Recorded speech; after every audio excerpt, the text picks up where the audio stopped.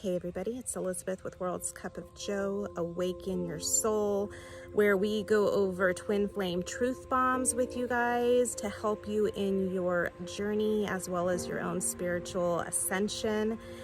Why can't you stop obsessing about your person? Why can't you stop thinking about them and being affected throughout the day with thoughts, ruminating thoughts about them? So, my loves, the biggest reason is because you are identifying as the mind. In this connection, you must be in a place of soul to draw in your other self. We go over that all the time, right? Soul draws in soul. That's the only place they can meet you. And it is mind that wants to sort of dominate this connection. It thinks it knows how to do everything to bring them back to you. But it's when you are associating and believing that you are your thoughts and your emotions, that you are mind, that you can't get out of the hamster wheel of the thoughts of your person. It is only through presence, when you are in a place of soul, when you can identify yourself as soul, as who you have always been, that you can get the peace and freedom from the ruminating thoughts. Now, hear me out a little bit more. When you believe you're the mind, you allow yourself to get caught in the stories, to keep creating the stories, to feed the mind of all the things of why they're not coming back. What did you do wrong? Why aren't you good enough? What are they doing with someone else? All of the jealousies, all of the insecurities, all of the fears.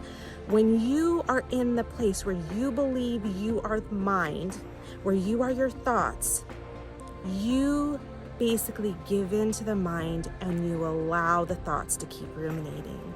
When you can pull yourself back and you could observe the thoughts, and that goes something like this. Let me give you an example. I see my mind ruminating on my person. This is what I do.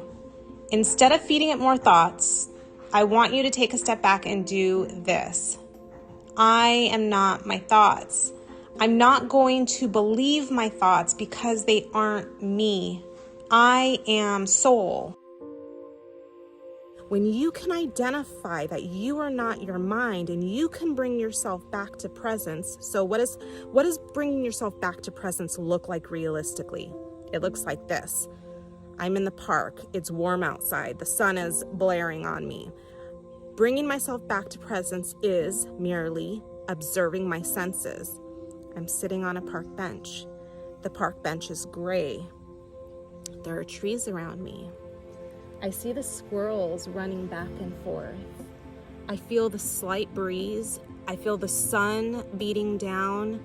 I see everything around me at this park, the slides, the swings, the rides, the park benches. That is presence. That's how simple it is to bring yourself back to presence. I feel my fingertips. I feel them. They feel soft. That's presence. Feeling into your senses of anything that's in your surroundings right at this present moment.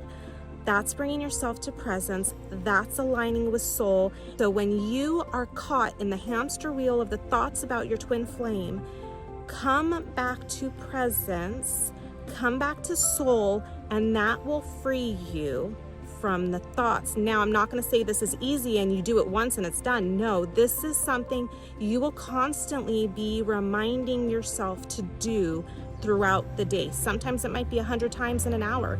Sometimes it might be 15 times in 1 minute.